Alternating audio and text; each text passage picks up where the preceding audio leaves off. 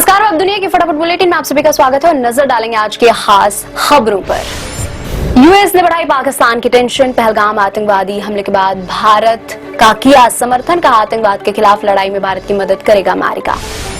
कांग्रेस नेता राहुल गांधी ने पहलगाम में आतंकवादी हमले में मारे गए नौसेना अधिकारी लेफ्टिनेंट विनय नरवाल के परिजनों से मंगलवार को हरियाणा के करनाल में मुलाकात की। कांग्रेस के सांसद दीपेंद्र सिंह हुड्डा भी साथ मौजूद थे। महाराष्ट्र में स्थानीय निकाय चुनाव में ओबीसी आरक्षण के विवाद पर जस्टिस सूर्यकांत की तल्ख टिप्पणी, कहा आरक्षण ट्रेन के उस डिब्बे की तरह हो गया है जिसमें जो घुसता है वो फिर दूसरे को अंदर नहीं आने देता है।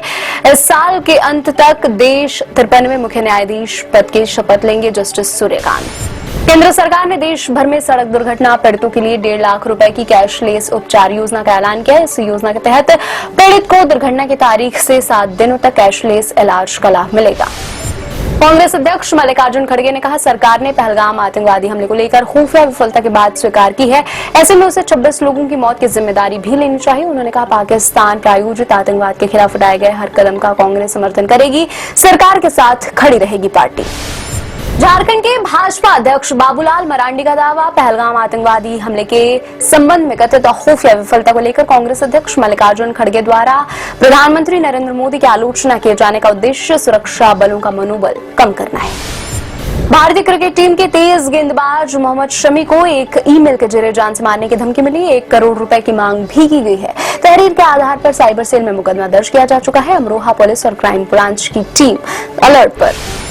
बिहार की राजधानी पटना में मुख्यमंत्री नीतीश कुमार के सरकारी आवास के पास धरना दे रहे अभ्यर्थियों पर पुलिस ने लाठीचार्ज किया। शिक्षक भर्ती परीक्षा के पूरक परिणाम जारी करने की मांग कर रहे थे प्रदर्शनकारी, मची अफरा तफरी। केंद्रीय मंत्री जीतन राम मांझी ने कहा सरकार जनभावनाओं का सम्मान करते हुए पहलगाम में हुए आतंकी हमले को अंजाम देने वालों और उसकी साजिश रचने वालों पर कार्रवाई करेगी। कभी भी कुछ भी हो सकता है। असम के मुख्यमंत्री हिमंता बिश्वा शर्मा का आरोप, कांग्रेस सांसद गौरव गोगोई की पत्नी एलिजाबेथ कोलबर्न के पाकिस्तानी सेना के साथ अच्छे संबंध है। कोलबर्न ने भारत और पाकिस्तान के बीच 19 बार यात्रा की थी और पड़ोसी देश में पाकिस्तानी सेना के अधिकारी उनके साथ रहे। सीबीआई अदालत ने ओबुलापुरम खनन मामले में कर्नाटक के पूर्व मंत्री जी जनार्दन रेड्डी और अन्य को दोषी ठहराया। अदालत ने रेड्डी और अन्य 3 लोगों को अवैध खनन मामले में 7 साल की सजा सुनाई।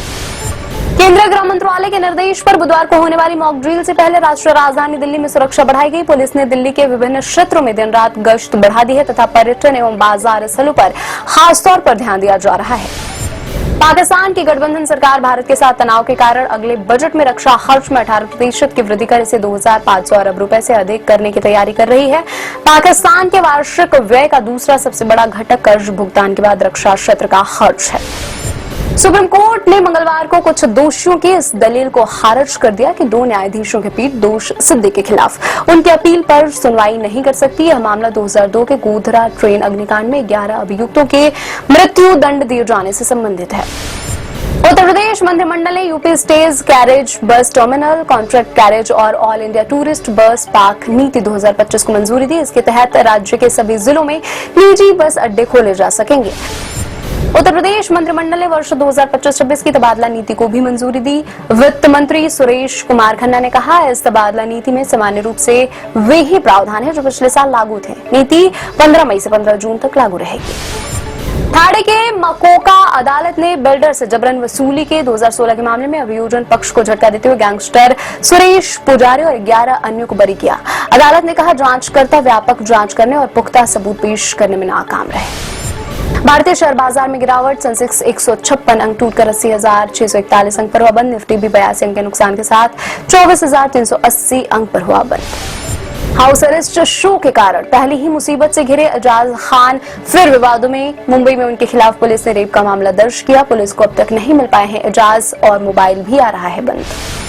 फिल्म केसरी वीर की रिलीज डेट बदली, अब 16 मई की बजाय 23 मई को होगी रिलीज। फिल्म में सुनील शेट्टी, विवेक ओबेरॉय, आकांक्षा शर्मा और सूरज पंचोली हैं लीड रोल में। ये थी आज की फटाफट बुलेटिन और ऐसे ताजा अपडेट्स के लिए बने रहे हमारे साथ। यहाँ की विजिट करो अब दुनिया पर।